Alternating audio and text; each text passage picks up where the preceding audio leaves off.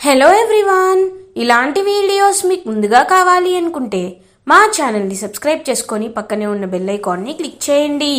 Upcoming రివ్యూలోకి వెళ్ళిపోదాం. స్వప్న శ్రీమంతానికి ఎక్కువ ఖర్చు అవ్వకుండా కనకం వాళ్ళ ఇంట్లో స్వప్న శ్రీమంతం జరిపించాలని ప్లాన్ వేస్తుంది కావ్య. అదే విషయాన్ని కనకంతో చెప్తూ, అమ్మ రేపు నువ్వు మా ఇంటికి రావాలి, వచ్చి మన ఇంట్లోనే అక్కకి శ్రీమంతం జరిపిస్తామనే విషయాన్ని నువ్వు చెప్పాలి. నేను నీకు ఇప్పుడేమీ చెప్పలేను, దీని కారణమేంటో నేను నీకు తర్వాత చెప్తాను. ప్లీజ్ అమ్మా, నువ్వే ఎలా అయినా చూసుకోవాలి అని పాపం రిక్వెస్ట్ చేస్తుంది కావ్య. ఇంకా కావ్య మాటలు విన్న కనకం, సరే రేపు వస్తాను, వచ్చి ఖచ్చితంగా నేను చేయాల్సింది నేను చేస్తాను, మన ఇంట్లోనే ఎలా అయినా జరిపేలా నేను చేస్తాను అని చెప్పి ఇంకా కనకం మాటిస్తుంది కావ్యకి. ఇది ఇలా ఉండగా మార్నింగ్ అవుతుంది. రుద్రాని రాహుల్ శ్రీమంతానికి అయ్యే ఖర్చుని లెక్క వేస్తూ ఉంటారు. బడ్జెట్ ప్రిపేర్ చేసి, కావ్య ఇదిగో బడ్జెట్ పేపర్, కనీసం 20 lakhs ఖర్చు అవుతుంది రేపటి శ్రీమంతానికి. ఈ డబ్బులు అరేంజ్ చేసేసుకుంటే నేను స్వప్నకు పుట్టబోయే బిడ్డ ముగ్గురు సంతోషంగా ఉంటారు, ఓకే అని అంటుంది రుద్రాని. ఎంత? 20 lakhs? ఇదిగో ఇప్పుడే వస్తున్నాను అని ఇంకా కావ్య తన రూమ్లోకి వెళ్తుంది. రాజు షాక్ అయిపోయి అలా చూస్తూ ఉంటాడు. ఏంటి కళావతి ఏం చేస్తుంది అని అలా అందరూ కావ్య ఏం చేస్తుందా అని షాక్లో చూస్తూ ఉంటారు. కావ్య ఒక చెక్తో కిందకి వస్తుంది. కావ్య చేతిలో చెక్ని చూసిన రుద్రాని, రాహుల్, స్వప్న ముగ్గురు చాలా హ్యాపీగా ఫీల్ అవుతారు. రేయ్, మన పంట పండింది, 20 లక్షల చెక్ నడుచుకుంటూ చేతిలోకి వస్తుందిరా అని అంటుంది రుద్రాని. అవును మమ్మీ, నాకు ఎంత సంతోషంగా ఉందో. అమ్మయ్యా, నీ ప్లాన్ వర్కౌట్ అయింది మమ్మీ అని ఇద్దరు మాట్లాడుకుంటూ ఉంటారు రాహుల్, రుద్రాని. ఇంకా అలా ప్రకాశం, ధాన్యలక్ష్మి చూస్తూ ఉంటారు. ధాన్యలక్ష్మి, చూసారా అండి, మీరు అడిగితే ఒక్క పాట కూడా వేయలేదు, మీరు అడిగితే ఒక్క రూపాయి కూడా ఇవ్వలేదు. అలాంటిది తన సొంత అక్క కాబట్టి తనకి అన్నీ చేస్తుంది. నిజంగా కావ్య ఇంత పార్షియాలిటీ చూపిస్తుందని అస్సలు అనుకోలేదు అని చెప్పి అలా కోపంగా ఉంటుందన్నమాట ధాన్యలక్ష్మి. ఎందుకు ధాన్యలక్ష్మి, ఎందుకు నువ్వు ఇలా మాట్లాడుతున్నావు, ఇలా ఆలోచిస్తున్నావు? కావ్య అందరి మంచి కోసమే కదా ఏ నిర్ణయమైనా తీసుకునేది, కాసేపు ఆగి చూద్దాం అని అంటుంది అపర్ణాదేవి. ఇంకలా చెక్ని తీసుకొని రుద్రానికి ఇస్తుందన్నమాట కావ్య. ఇదిగోండి 20 లక్షల చెక్, వెంటనే పనులన్నీ ప్రారంభించండి అని చెప్తుంది కావ్య హ్యాపీగా. కళావతి అని అంటాడు రాజ్. ఏవండి, నాకు అర్థమైంది, నేను అన్నీ ఆలోచించుకొనే ఇది చేస్తున్నాను, మీరేమీ కంగారు పడకండి, నేను అన్నీ ఆలోచించుకున్నాను కదా అని చెక్ ఇస్తుంది. ఆ చెక్ని చేతిలో తీసుకొని చాలా హ్యాపీగా ఫీల్ అవుతారనమాట. అలా ఇంకా కరెక్ట్గా రుద్రాని హ్యాపీగా ఫీల్ అయ్యే టైంలోనే అమ్మా స్వప్న అని కనకం గొంతు వినపడుతుంది. అందరూ వెనక్కి తిరిగి చూసేసరికి అక్కడ కనకం ఉంటుంది. ఒక్కసారిగా షాక్ అయిపోతుంది స్వప్న. అమ్మా నువ్వేంటిలా, చాలా రోజులైంది నిన్ను చూసి అని అంటుంది స్వప్న. అది కదమ్మా, నిన్ను కూడా నేను చూసి చాలా రోజులైంది, అందుకే నేను ఇక్కడికి వచ్చానమ్మా, ఒక ముఖ్యమైన విషయం మాట్లాడడానికే వచ్చాను అని అంటారు కనకం. ముఖ్యమైన విషయమా? ఏంటది కనకం అని అడుగుతారు ఇందిరాదేవి. చెప్తానమ్మా, మా స్వప్నకి ఇప్పుడు 6వ నెల. 6వ నెలలో మా పూర్వీకుల ఆచార ప్రకారం శ్రీమంతం జరిపిస్తాం. శ్రీమంతం మా ఇంట్లోనే, పుట్టింట్లోనే జరిపించాలని మా పూర్వీకుల సాంప్రదాయం అని అంటుంది కనకం. కనకం మాటలు విని ఒక్కసారిగా షాక్ అయిపోతుంది రుద్రాని. ఇంకా పాపం స్వప్న కూడా షాక్ అయిపోతుంది. అమ్మా అలాంటివేంటమ్మా? లేదు, ఇదిగో ఇప్పుడే కావ్య కూడా చెక్ ఇచ్చింది, ఇక్కడే గ్రాండ్గా అందరి సమక్షంలో నా శ్రీమంతం జరిపిస్తాం. అలాంటప్పుడు నువ్వు మన ఇంట్లో ఎందుకమ్మా జరిపిస్తామంటున్నావు అని అంటుంది స్వప్న. ఒసే స్వప్న, నీకు తెలీదే, నువ్వు నోరు మూసుకో. నా శ్రీమంతం కూడా మా అమ్మ వాళ్ళ ఇంట్లోనే జరిగింది. చూడు, మన పూర్వీకుల ఆచారాన్ని తప్పు పట్టడం చాలా నేరం, పాపం. ఇలా మన ఆచారం పాటించకపోతే పుట్టే బిడ్డకి మంచిది కాదు. మా తరతరాల నుండి వస్తున్న ఆచారాన్ని పక్కకి తీయడానికి నువ్వెవరే? అమ్మా, నేను చెప్తున్నాను వినండి. మా ఆచారం ప్రకారం ఖచ్చితంగా మేము మా ఇంట్లో శ్రీమంతం జరిపించాల్సిందే. మీరు ఆశపడి ఉండొచ్చు, మీరు సంతోషంగా ఉండుండొచ్చు, కానీ మా ఇంట్లో జరిపించే ఆచారాన్ని మీరు తోసిపుచ్చకండమ్మా ప్లీజ్ అని అడుగుతుంది కనకం. ఇంకా అపర్ణాదేవి ఇందిరాదేవి ఇద్దరు, అత్తయ్య, కనకం ఇంత ఓవరాక్షన్ చేస్తుందంటే ఖచ్చితంగా ఇది కావ్య ప్లానే అయ్యుంటుంది అని అంటారు ఇందిరాదేవితో అపర్ణాదేవి. అవును, నాకు కూడా అదే అనిపిస్తుంది. సరే కనకం, నువ్వు ఇంతలా చెప్తున్నావు, పుట్టే బిడ్డకు కూడా మంచిది కాదు అంటున్నావు. మాకు పుట్టే బిడ్డే ముఖ్యం. సరే, మనం నువ్వనుకున్నట్టే నీ ఇంట్లోనే అందరం వచ్చి స్వప్న శ్రీమంతాన్ని జరిపిస్తాం, సరేనా అని అంటారు ఇందిరాదేవి. అమ్మయ్యా, ఒప్పేసుకున్నారా? నాకు చాలా సంతోషంగా ఉంది. మీరు ఎక్కడ ఒప్పుకోరంటారేమోనని చాలా స్క్రిప్ట్ రాసుకున్నాను అని అంటుంది కనకం. ఏంటి స్క్రిప్టా అని అంటుంది రుద్రాణి. స్క్రిప్ట్ కాదు, బాధ. చాలా బాధపడ్డాను. ఇప్పుడు మీరు ఒప్పుకున్నారు కదా, నాకు చాలా సంతోషంగా ఉంది అని హ్యాపీగా చెప్తుంది కనకం. రుద్రాణి గారు, ఎలాగో మా అమ్మ ఇంట్లోనే శ్రీమంతం చేస్తామంటుంది. అలాంటప్పుడు ఇంత ఖర్చు అవ్వదు కదా, ఇచ్చేయండి ఆ చెక్కుతో, ఇంక మీకు పని లేదు కదా అని ఇంకా చెక్కుని చేతిలోకి తీసుకొని రుద్రాణి కళ్ళ ముందే చెక్కుని చించేస్తుంది కావ్య. రుద్రాణి ఒక్కసారిగా షాక్ అయిపోతుంది. కావ్య, ఇదంతా నువ్వు కావాలనే చేసావని నాకు తెలుసు, కానీ ఒక్కటి గుర్తుపెట్టుకో, ఆ కనకం వాళ్ళ ఇంట్లో శ్రీమంతంలో అందరి ముందు నిన్ను ఎలా అవమానిస్తానో నువ్వే ఆలోచించుకో అని మనసులో అనుకుంటుంది రుద్రాణి. మీరు ఎన్ని అనుకున్నా నేను మాత్రం చేయాల్సింది చేస్తాను. నేను ఏ విషయంలో అయినా జాగ్రత్తగానే, మీరు ఎలాంటి ప్లాన్ వేసినా నేను ఖచ్చితంగా దాన్ని తిప్పి కొట్టేలాగే ఉంటాను అని చెప్పి ఇంకా అలా చూస్తూ ఉంటుంది కావ్య. అయితే రేపు మా ఇంటికి అందరూ రావాలి, రేపు మా ఇంట్లోనే స్వప్న శ్రీమంతం జరపాలి అని కనకం చెప్పేసి అక్కడి నుండి వెళ్ళిపోతుంది. ఇంకా స్వప్న మాత్రం పాపం బాధపడుతూ ఉంటుంది. కావ్య స్వప్న దగ్గరికి వస్తుంది. అక్క, బాధపడుతున్నావా అని అడుగుతుంది. అవునే, అబద్ధం చెప్పడం ఎందుకు, నిజం చెప్పాలంటే కాస్త బాధగానే ఉంది. ఎందుకంటే ఎంతో ఆశపడ్డాను, ఈ ఇంట్లో అంగరంగ వైభవంగా నా శ్రీమంతం జరుగుతుంది అనుకున్నాను. కానీ అమ్మ ఆచారం అంటోంది కదా. సర్లే, ఏదేమైనా పుట్టబోయే బిడ్డ గురించే కదా ఎవరైనా ఆలోచించాల్సింది. నాకిప్పుడేం బాధలేదులే, ఎంతైనా అమ్మ వాళ్ళ ఇంట్లో చేసుకోవడమే మంచిది కదా అని అంటుంది స్వప్న. పాపం కావ్య మనసులో, అక్క, ప్రెగ్నెంట్గా ఉన్న నిన్ను నేను బాధ పెడుతున్నాను, కానీ నన్ను క్షమించు. త్వరలోనే నువ్వు కోరుకున్న విధంగానే బాబు బారసాలని నేను చేస్తానక్క అని పాపం మనసులో అనుకుంటుందన్నమాట కావ్య. ఇది ఇలా ఉండగా రాజ్ కావ్య ఆఫీస్కి రీచ్ అవుతారు. జగదీష్ చంద్ర ప్రసాద్ గారి కాంట్రాక్ట్ని ఎలా అయినా ఫినిష్ చేయాలండి. ఈ విషయాల్లో మనం అస్సలు కాంప్రమైజ్ అవ్వకూడదు. ఇవాళ డిజైన్స్ ఇచ్చాం, మ్యానుఫ్యాక్చరింగ్ యూనిట్స్కి కూడా వెళ్ళిపోయింది, కాబట్టి ప్రాజెక్టులు ఇంకొక 3 డేస్లో కంప్లీట్ చేయాలి.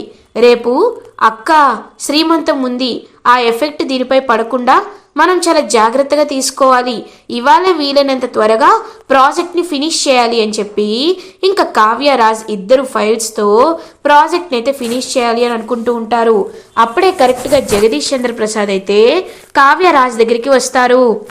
సార్, రండి సార్, కూర్చోండి అని అంటాడు రాజ్. మిమ్మల్ని ఈ టైంకి వచ్చి డిస్టర్బ్ చేస్తున్నానని ఏమీ అనుకోవద్దు, మీతో ఒక ముఖ్యమైన విషయం చెప్పడానికే వచ్చాను అని అంటారు. ఏంటి సార్ అది అని అడుగుతారు. తాతయ్య గారు కోమాలో ఉన్న తర్వాత నుండి నేను ఏం చెప్పాలో కూడా నాకు అర్థం కావట్లేదు. తను నా బెస్ట్ ఫ్రెండ్. మీ తాతయ్య గారు నేను కలిసే ఈ వ్యాపారాన్ని మొదలుపెట్టాం. ఎప్పుడూ మీ తాతయ్య గారంటే నాకు అభిమానం ఉంటూనే ఉంటుంది. అందుకే మీ తాతయ్య గారి విషయంలో నేను ఒక సహాయం చేయాలనుకుంటున్నాను అని అంటారు జగదీష్ చంద్రప్రసాద్. సార్, మాకు అర్థం కాలేదు అని అంటుంది కావ్య. ఏం లేదమ్మా, నాకు తెలిసిన ఒక హాస్పిటల్ ఉంది. వాళ్ళు మీ తాతయ్య గారిని కోమా నుండి బయటికి తీసుకువచ్చేలా ఖచ్చితంగా చేస్తామని చెప్పారు. మీ తాతయ్య గారు నా బెస్ట్ ఫ్రెండ్ కదా, అందుకే ఆ ఆశ్రమంలో అక్కడ అందరూ చాలా ప్రశాంతంగా ఉంటారు. తాతయ్య గారు కోమాలోండి బయటికి వచ్చే అవకాశం కూడా చాలా ఈజీగా ఉంటుంది. నా తరపు నేను చేయాలనుకున్న సహాయం ఇది ఒక్కటే. నేనే హాస్పిటల్ బిల్ అంతా చూసుకుంటాను.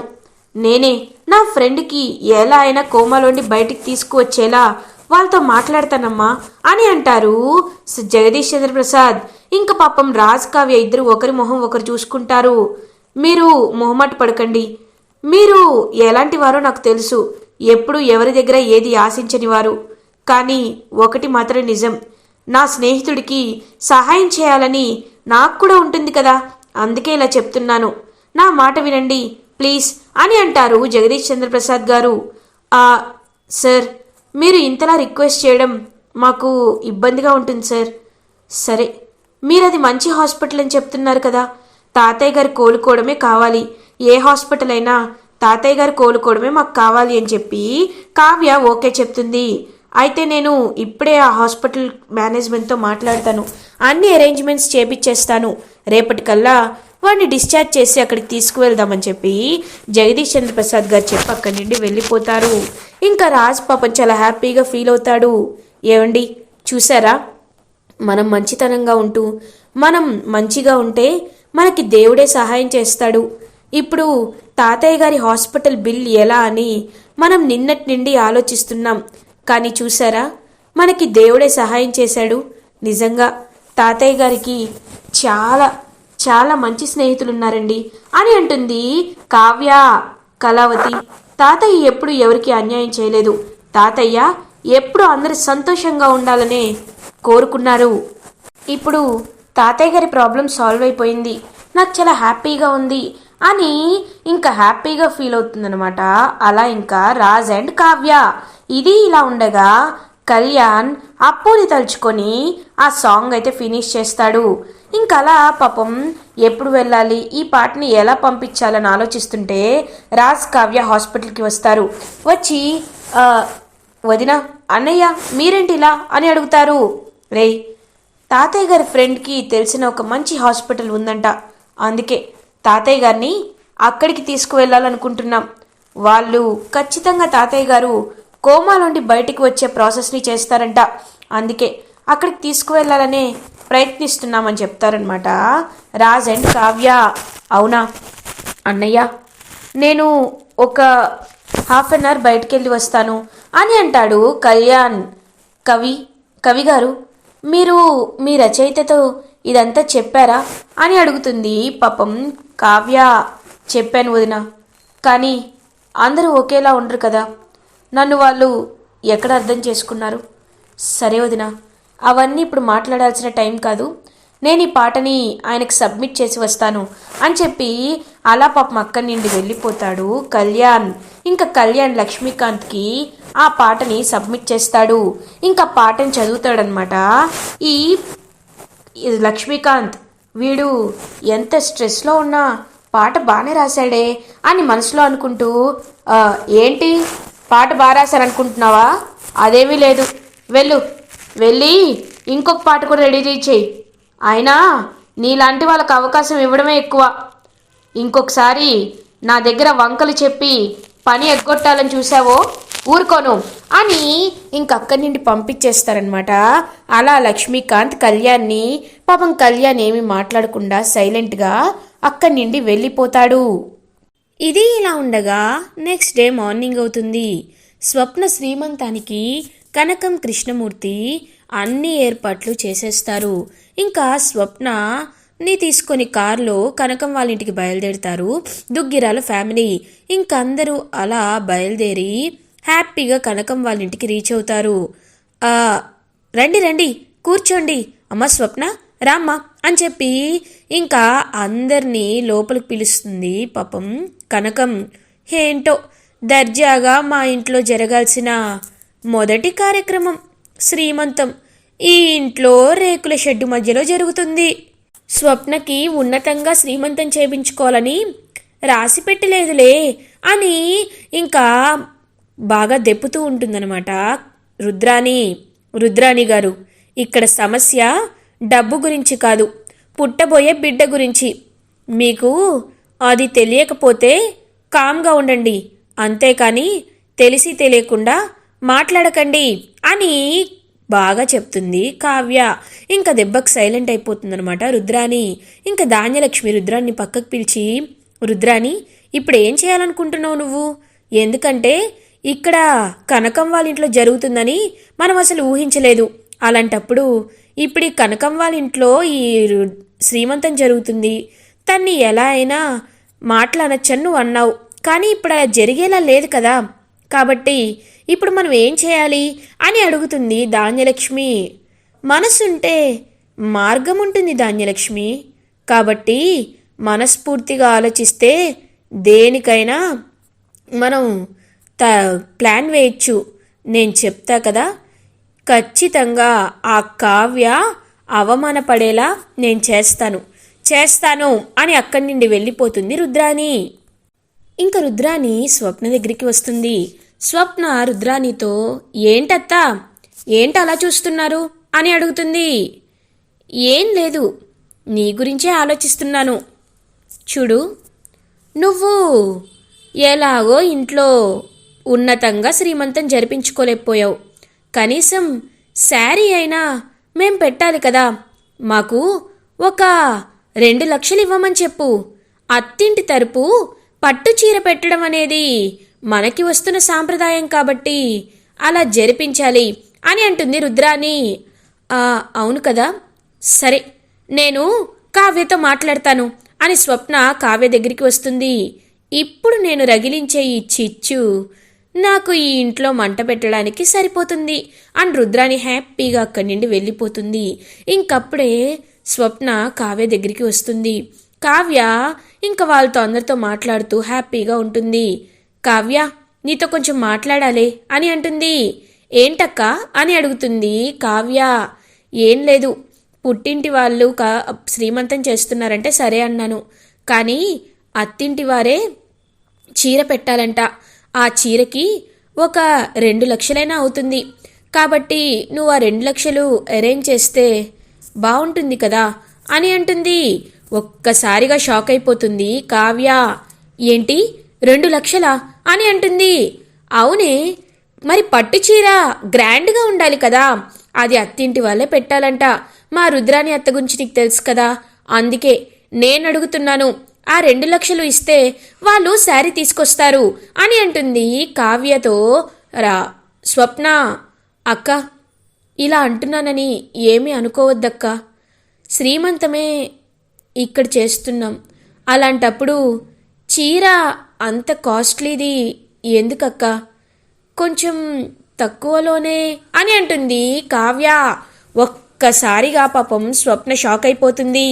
అంటే ఏంటి నీ ఉద్దేశం?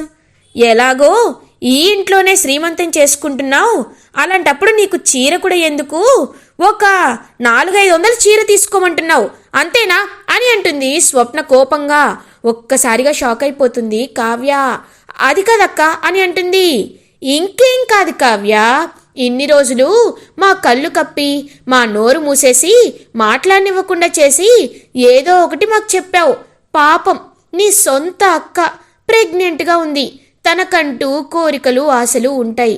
ఆ ఆశల్ని సాధించడం నెరవేర్చడం కూడా నీ బాధ్యత. ఆ విషయం నువ్వు తెలుసుకోకపోతే ఎలా కావ్య? ఎంత? 2 లక్షలు. మన ఇంట్లో నార్మల్ డ్రెస్సులకే లక్షలు ఖర్చు పెడతాం, అలాంటిది 2 లక్షలు ఖర్చు పెట్టడానికి ఇంతలా ఆలోచిస్తున్నావంటే నువ్వు బంధాలు బంధుత్వాలు తొక్క తోలు అని మాట్లాడేదంతా పచ్చి అబద్ధాలన్నమాట అని అంటుంది రుద్రాణి. ఒక్కసారిగా రాజు రుద్రాణి అందరూ కావ్య అందరూ షాక్ అయిపోతారు. రుద్రాణి గారు, మీరు అవకాశం దొరికింది కదా అని లేనిపోని మాటలు మాట్లాడద్దు అని అంటుంది కావ్య. లేనిపోని మాటలేంటి? నేను నిజమే మాట్లాడుతున్నాను. మా అత్త అడిగిందని కాదు, నేను అడుగుతున్నాను. కనీసం అక్క అని నేను హ్యాపీగా ఉండాలని నువ్వు కోరుకోలేదు కదా. నేనే మొదటి వారసుని ఇంటికి ఇస్తున్నానని నువ్వు కుళ్ళిపోతున్నావు, జెలస్గా ఫీల్ అవుతున్నావు, అసూయ పడుతున్నావు, అంతే కదా కావ్య అని అంటుంది స్వప్న. ఇంక పాపం స్వప్న మాటలకి ఏడుపు వస్తుంది కావ్యకి. ఏం చెప్పాలో అర్థం కాక పాపం ఏడుస్తూ ఉంటే, షటప్, ఆపండి, ఎవ్వరు మాట్లాడద్దు. కళావతిని అనే హక్కు ఈ ఇంట్లో ఒక్కరికి కూడా లేదు అని అంటాడు రాజ్. ఎందుకు రాజ్, నీ భార్య నీకు ఏం మత్తుమందు పెట్టింది? ఇన్నాళ్ళు కావ్య అనే పేరు చెప్తేనే నాగపాములా లేచేవాడివి. ఈ మధ్య నీ భార్య నీకొక దేవత అయిపోయింది. తన మాటే నీకు మానసిక వాచ అయిపోయింది. తన పేరే నీకు శ్రీరామ జపం కంటే ఎక్కువైపోయింది. నీకు ఏం చేసిందో మాకు తెలియదు, కానీ మమ్మల్ని మాత్రం ఇంతలా ఏడిపిస్తోంది కావ్య అని అంటుంది రుద్రాణి. అవును, ఈ మధ్య రాజ్ని ఏం మాయ చేసి వెనకాల తిప్పుకుంటుందో తెలియదు, కానీ ఏమీ తెలియకుండా ఏమీ ఆలోచించుకోకుండా అయిపోయాడు రాజ్. రాజ్, నీకు నీ భార్య ఎక్కువ కావచ్చు, కానీ మాకు అవసరం లేదు. మేము న్యాయంగానే అడుగుతున్నాం. ఇన్నాళ్ళు లేని లోటు ఇప్పుడేంటి? ఇన్నాళ్ళు లేని ఖర్చు ఇప్పుడేంటి? ఇప్పుడు ఎందుకు ఇలా ఉంటున్నారు, ఎందుకు ఇలా చేస్తున్నారు అని గట్టిగా అడుగుతారనమాట. ఇంకా ధాన్యలక్ష్మి అండ్ రుద్రాణి, కళావతి, నువ్వు నిజం చెప్పకూడదని అనుకున్నావు, కానీ నిజం చెప్పకపోతే ఈ రాబందులు నిన్ను ఇంకా ఇంకా శవం కంటే ఘోరంగా పీక్కొని తింటూ ఉంటారు. నేను నీపై ఒక్క మాట కూడా పడనివ్వాలి అని అనుకోవటం లేదు కళావతి. చూడు, నిజం చెప్పేస్తున్నాను. మీ అందరికీ నిజం బయట పెట్టబోతున్నాను. అసలు కళావతి ఇలా ఉండడానికి కారణమే తాతయ్య గారిచ్చిన మాట అని నిజం చెప్తాడు రాజ్. ఒక్కసారిగా అందరూ షాక్ అయిపోతారు. రాజ్, ఏంటి, ఏమంటున్నావు అని అడుగుతారు అపర్ణాదేవి. అవును మమ్మీ, ఒకరోజు బ్యాంకు వాళ్ళు అని ఇంకా జరిగిన నిజమంతా చెప్తాడనమాట రాజ్. ఇలా 100 కోట్లు అప్పయిందని, వాడెక్కడికో జంప్ అయిపోయాడని, ఇంకా అలా కావ్య రాజ్లే కష్టపడి ఎలా అయినా తీర్చాలని ప్రయత్నిస్తున్నారని, ఇవన్నీ విషయాలు చెప్తాడనమాట రాజ్. ఇంకా అలా ఆ 100 కోట్ల అప్పుని తనపై వేసుకొని అన్నిటినీ చెక్క పెడుతున్న కావ్యని చూసి పాపం ఒక్కసారిగా అందరూ షాక్ అయిపోతారు. ఇంకా అందరి ముందు నిజాన్ని బయట పెడతాడు రాజ్. ఇలా ఎపిసోడ్ ఎండ్ అవుతుంది. ఫర్దర్ ఎపిసోడ్ రివ్యూస్ ముందుగా మీకు కావాలి అనుకుంటే మా ఛానల్ని సబ్స్క్రైబ్ చేసుకోండి. Thanks for watching.